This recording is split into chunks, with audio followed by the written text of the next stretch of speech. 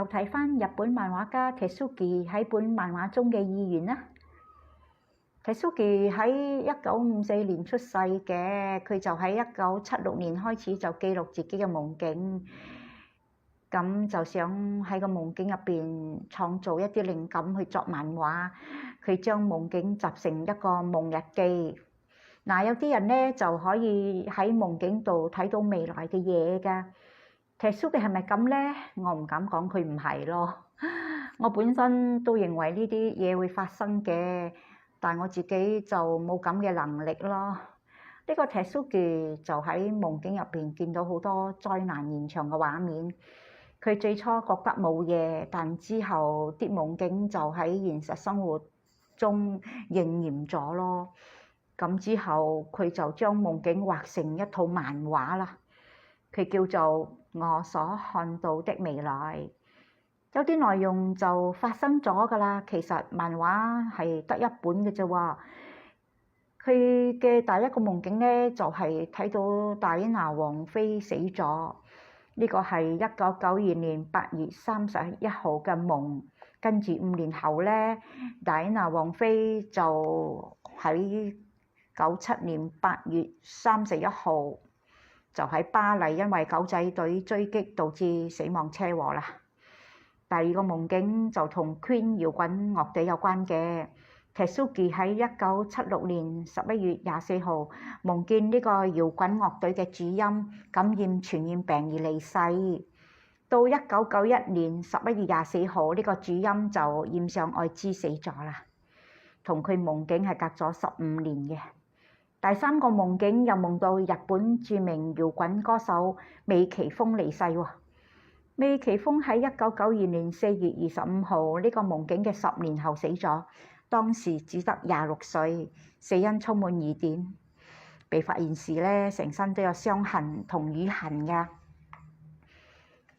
第四個夢境發生喺89年8月27號，Tezuki夢到佢見到一個好大嘅窿，一個冇着鞋、着淺藍色裙嘅女仔咧就死咗喎。1年之後咧，即係90年嘅8月27號，佢去到公園散心就見到夢中嗰個窿喎。跟住咧返去睇新聞就睇到一個着住淺藍色長裙嘅女子死喺嗰個窿嗰度喎。跟住第5個夢境啦。Tezuki 又夢到一個不知名嘅地方發生大海嘯，就係1996年嘅3月11號。喺2011年喺日本就發生咗大海嘯啦。聽完之後，你又信唔信呢？係巧合或佢真係有預知能力？嗱，到95年1月2號，Tezuki又夢到日本神戶地區受到好個重大嘅災難喎。15日之後咧，就即係95年1月17號，神戶咧就發生咗大地震啊！當時係7.3級㗎。嗰次嘅震咧死咗6000幾人。佢嘅第7個夢境就係2020年會發生瘟疫病毒。2020 4月係日本嘅高峰期，又應驗咗喎。佢仲話呢個病毒10年後會再捲土重來，即係2030年啦。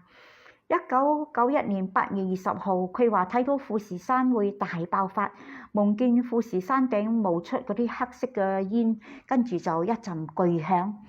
其實富士山係沉睡咗300幾年嘅火山，隨時都會爆發嘅。1999年7月5號，Tezuki又發咗個好可怕嘅夢喎。佢夢見日本同菲律賓海面之間發生一個巨大嘅海嘯。2021 7月5號，再次又有同樣嘅夢啦喎。佢話佢自己都唔信，因為呢個夢仲俾佢知道呢個海嘯會發生喺2025年7月5號朝頭早嘅5點喎。Tezuki 佢感覺到自己嘅葬禮亦都會發生喺呢個時間喎，即係話佢都可能死喺呢一次嘅災難。你又信唔信呢？